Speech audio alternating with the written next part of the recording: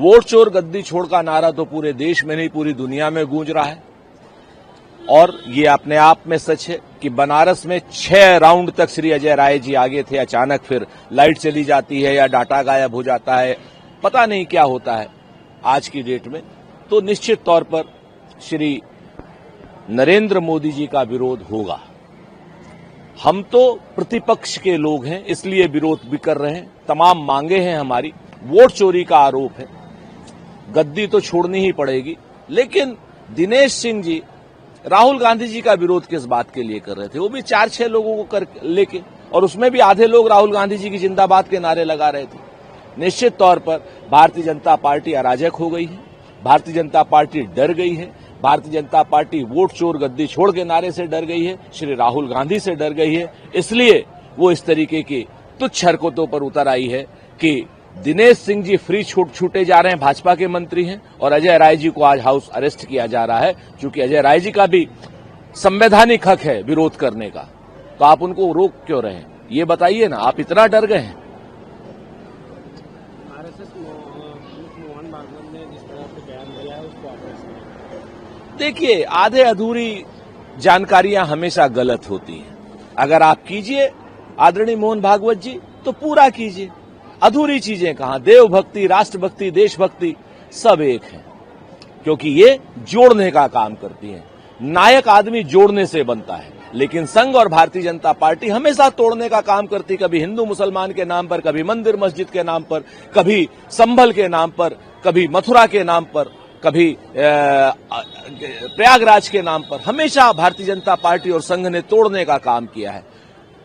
किसी भी समाज को तोड़ने से, सांप्रदायिक तनाव बढ़ाने से नायक नहीं बनता है आदरणीय मोहन भागवत जी, खलनायक बनते हैं। परिवार बनाइए, देश बनाइए, तब आप नायक बनेंगे। परिवार को तोड़ के, देश को तोड़ के आप खलनायक बनेंगे। सर, मुख्य न्यायाधीश गवाही, पड़ोसियों को देखो, अपने संविधान पर गर्व करो। निश्चित तौर पर हमें अपने संविधान पर पूरा गर्व है, और हमें इस बात पर भी गर्व है कि इंडिया गठबंधन ने और नल, नील, कोल, भील, पिछड़े, दलित, आदिवासी, महिला, पुरुष, नौजवान ने सब ने मिलकर के भारतीय जनता पार्टी को भी इस संविधान को बदलने से रोक दिया। क्योंकि भारतीय जनता पार्टी 2024 के इलेक्शन में कह रही थी कि संविधान बदलेंगे।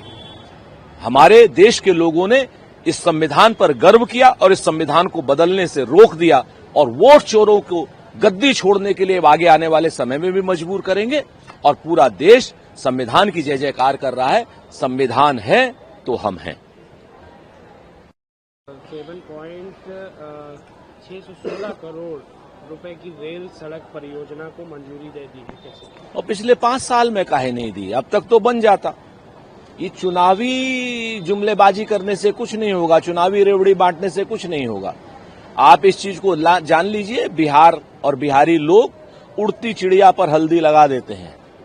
नरेंद्र मोदी जी आपकी इन सारी चुनावी घोषणाओं को समझते हैं। कहां गया 1.25 लाख करोड़ का पैकेज जो आप 2015 में देने की बात कर रहे थे? 1.25 लाख करोड़ का पैकेज आया क्या? बिहार को विशेष राज्य का दर्जा मिला क्या? बिहार अपराध मुक्त हुआ क्या? बिहार में एक एक दिन में 6-6 भ्रष्टाचार के पुल गिर रहे हैं, और आप इस तरीके की बातें कर रहे हैं। बिहार में नौकरियां आप दे नहीं रहे हैं। बिहार के बच्चों को, बीपीएससी के बच्चों को आप लाठी लाठी मार करके उनको तोड़ दे रहे हैं, उनके खिलाफ एफआईआर कर रहे हैं ताकि जिंदगी भर वो नौकरी ना पा पाए। तो इस तरीके की जुमलेबाजी अब बिहार की जनता जानती है।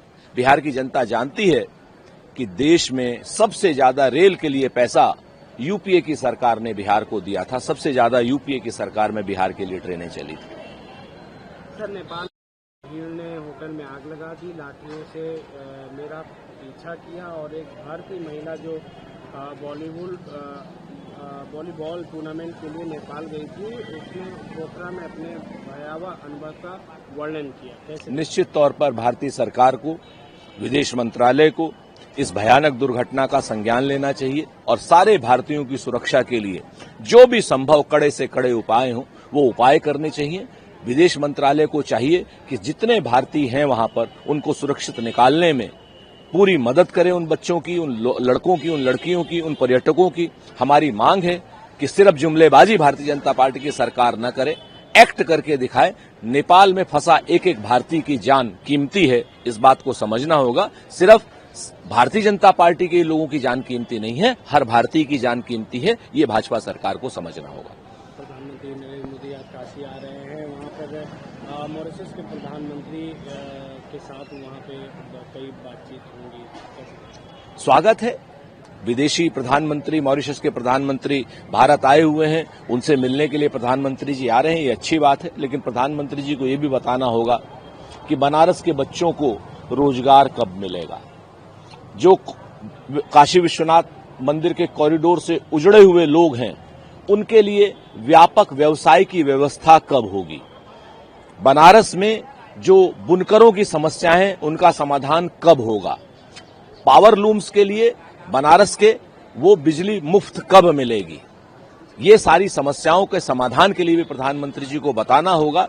और अगर श्री अजय राय जी जो हमारे प्रदेश अध्यक्ष जी हैं, उनका हक है संवैधानिक विरोध करना, उनको जो हाउस अरेस्ट किया है उसको प्रधानमंत्री जी छुड़वाएंगे या नहीं छुड़वाएंगे, या प्रधानमंत्री जी अपना विरोध बिल्कुल नहीं सह सकते हैं, ये बात प्रधानमंत्री जी को बतानी होगी।